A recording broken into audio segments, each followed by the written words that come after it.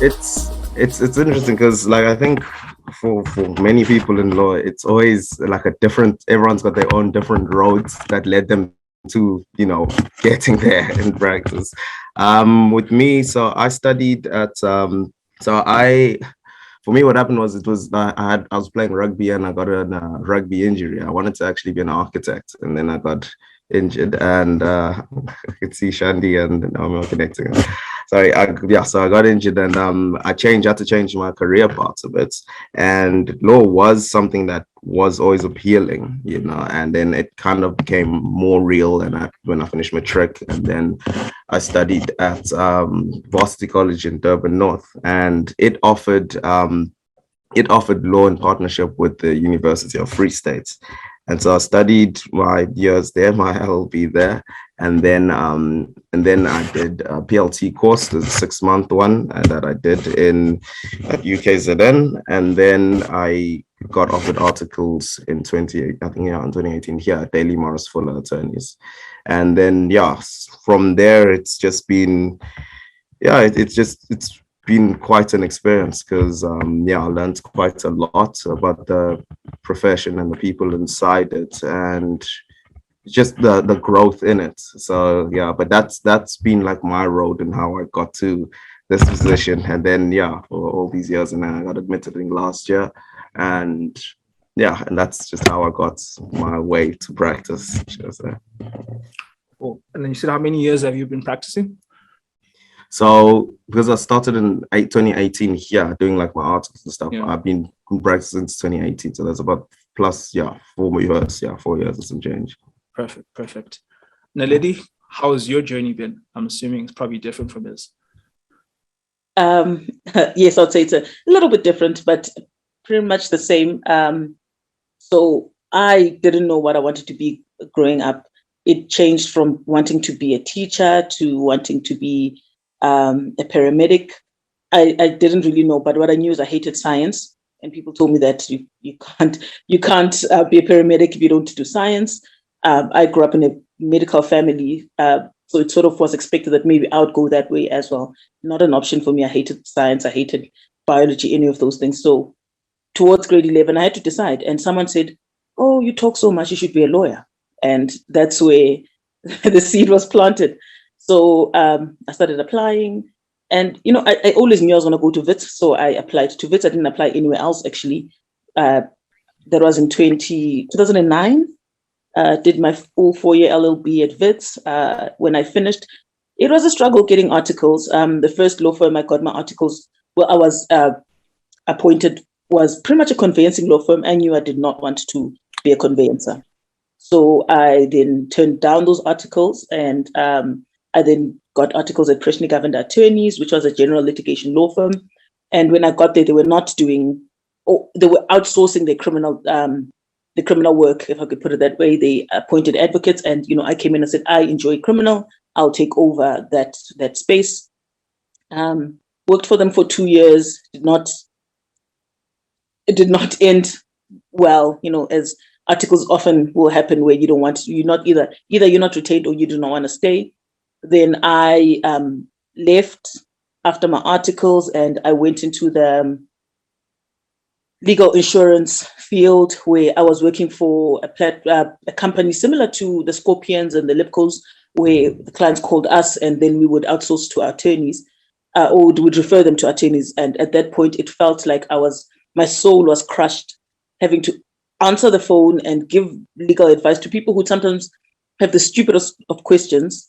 And I was like, this is not where I belong. So I need to get back into practice. And it was a struggle getting a job after that. So eventually my friend and I sat down and we said, look, we're both struggling to find something. Why not start our own? And we were fortunate enough that we had parents who were willing to, let's say, fund us for the first 6 months. So they said, we will pay a minimal salary while you guys get established, so you're not taxing the firm while you started out. So for the first, I think it was 4 months, they were helping us that way. And I mean, that's a privilege that we cannot even downplay, because so many people want to start their own firms and cannot because they do not have the funds. But that was in 2016, and I've been at my own firm, Makaba and Midgley Attorneys, since then. Perfect. Wow. I think that's quite amazing, especially starting your own firm, and obviously, as you've raised, which was probably going to be one of the questions around how obviously one gets into actually doing their own practice, having their own firm. But as you've raised, one of the challenges is probably going to be funding amongst them. Naomi, how has your journey been in terms of the legal space? And how did it start? Your microphone is just off. Okay, can you hear me and can you see me now? Yes, 100%. Okay, great, thanks. Okay, so how did my journey start? So for me, growing up, in high school, I was always interested in organizations such as, the Red Cross, United Nations, and the United Nations. And while doing my research on the people that I saw within these spheres, I realized that a lot of them had a legal background. Most of them were lawyers, people such as Barack Obama, Michelle Obama, Nelson Mandela even was an inspiration of mine growing up. I realized that a lot of these world leaders, these people I looked up to, had like a legal background. They were all lawyers. So I thought, okay, if I was going to penetrate these spheres one day, I'm going to go study law, and that's how I was going to get myself there. And so yeah, that's where my interest grew from. So I did my undergrad BA law at the Northwest University. I then went on to do my LLB through UNISA, and while studying at UNISA, I found myself doing an internship at Lawyers for Human Rights. That was interesting in my journey because it made me realize I did not want to end up in public interest law.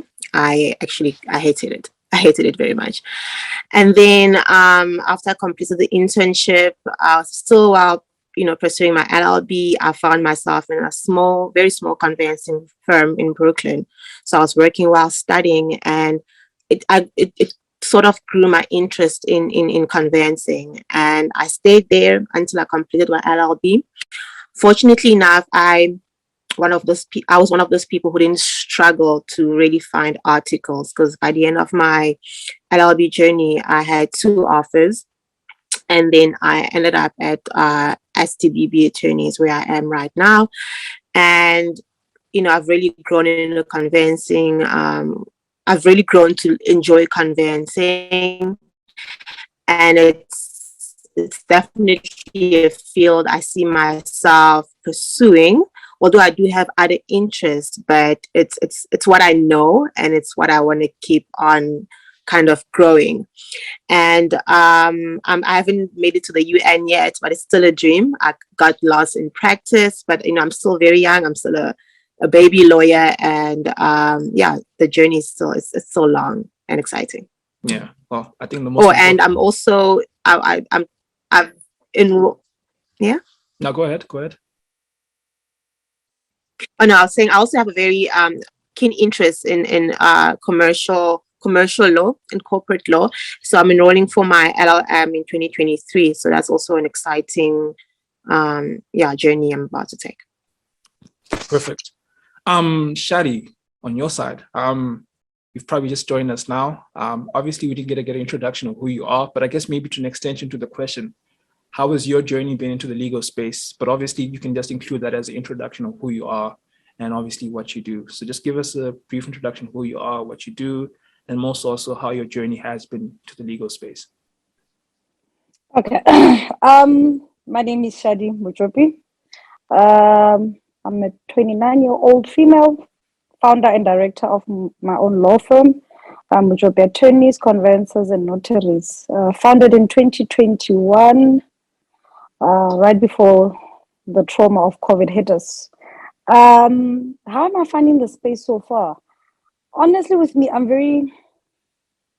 When I first got introduced into the field, I honestly didn't even know what I wanted to do. So I served my articles at Rodiport under the name and practice of Little Mahatun Associate. And the first thing my former principal said to me was that you're going to be a conveyancer.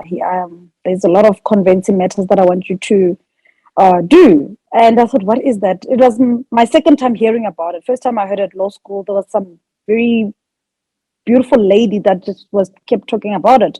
And I also took it as one of those electives at law school. But I just thought it's just a small Anyana course and we're just moving on. So I started growing the interest in it. And with my principal, he actually kept me away from any other kind of work. So he was kind of channeling me to where exactly he wanted me to go. And he started paying for the lead classes, getting me the material. So he literally invested in what we were planning to do. But as I started studying the convincing thing, it was such challenging. Most people that have went through the journey can have their own traumatic stories to tell. So it was challenging, but I was like, oh, you know what? I'm into it. I started writing and I went on failing and failing and failing and failing and failing. But I just, I'm one of those very stubborn people say, I've wasted so much time. The end is near. I might as well keep at it. So in 2019, I passed, and at that time I was working for someone else. And I just realized, okay, this is not going to work for me. So I was miserable where I was, to be quite frank, and miserable attorney and convincer. For some reason, I know my convincing colleagues are going to bite my head off. We think we deserve better than anyone else after the journey that we go through. So my job with no plan, to be honest with you. I remember December, I went home and I didn't have a pay for December. It was, the family will carry you through and all of that. Reality coming back January, must pick up the slack, the rent is not paid. I just quit January. By the end of January, I stayed home. I was like, I'm not doing this to myself because it was emotionally taxing me. So I stayed home, and a very loving brother of mine and said, what is your plan? I've been waiting for you to be this miserable before I can jump into your aid. And I said, I don't know. It's like, just open your own practice. I'm like, what? Are you crazy? Me? With my 0% self-confidence, And it's like, look, none of us know what we're doing. We're just winging it in the process and just go. And I remember just getting in my car with like petrol to say it's on reserve. I'm going to the Law Society in Pretoria to get the forms, to fill them in. And the most beautiful thing happened. I met this old colleague of mine and he's like, what are you doing here? And I told him my story. He's like, look, I will help you register an incorporation. I didn't even know how to, free of charge. I'll guide you through the process. And everything just started, coming in. And I didn't even have an office, by the way. So somebody else borrowed me their address to register with the Law Society. And that was it. I didn't have furniture. The brother came through for me with the funds. And I just went to secondhand shops, bought furniture. And that was it. The tragic thing that happened was that in March, I opened the office with 2 files. One of the instructions came from the same brother, transferring a very nice, chunk of property that carried me throughout the 3 weeks after 3 weeks, after 3 weeks of practice, then we got into the lockdown. That's when that very special speech that changed our lives forever came through. Luckily enough, I made enough money in that 3 weeks to carry me through it, staying at home for months. So that was pretty much it. And the rest was just history. Everything just started. But one thing I can say is that when you are in a situation like that, my friends always told me, we want to give you work, but we want you. We don't want to give it to your principal. That's what motivated me. The work just started flowing. And from the very same people that promised that they did just that. But when I was working for someone saying, bringing in matters, they're like, no, we don't know this person. We want to support your dream. And yeah, I'm still very much appreciative of that. Wow. I think that's quite inspiring. I think a lot of people have a challenge in terms of actually starting their own firms, and obviously even just beyond the legal space. So any career, I think a lot of people, when you start, you probably have, and maybe this leads to my second question, maybe just with Muzi now. A lot of people, obviously, from what you studied, probably what you're growing up, you had a certain idea about how your career was going to manifest into itself in terms of your income, what you're going to be doing, in terms of your day-to-day activities, even to the promotional level as to how you get to a senior position. On your side, Muzi, how has your transition been between obviously what you expected from what you're seeing in the books versus what you do on a day-to-day level? Is there truly a connection there, or is it a serious detachment, especially in your particular field? Okay, well, I'll say is from like what we studied to what it's like really like at practice, it's mind-blowing. I always had said like to like some of the article clubs that I mentor and all of that, I just told them from my experience, I just told them from day one, don't be overwhelmed, just accept that and accept the fact that, you know, right now, you know, like pretty much nothing, you know, because in terms of like the experience, when you're studying and stuff, it's really theoretical. And then when you like outside in the courtrooms and you have to stand in front of magistrates, let's say, it's a whole different ball game, you know, where like you might not have grasped that public speaking properly yet and all of that, and the specific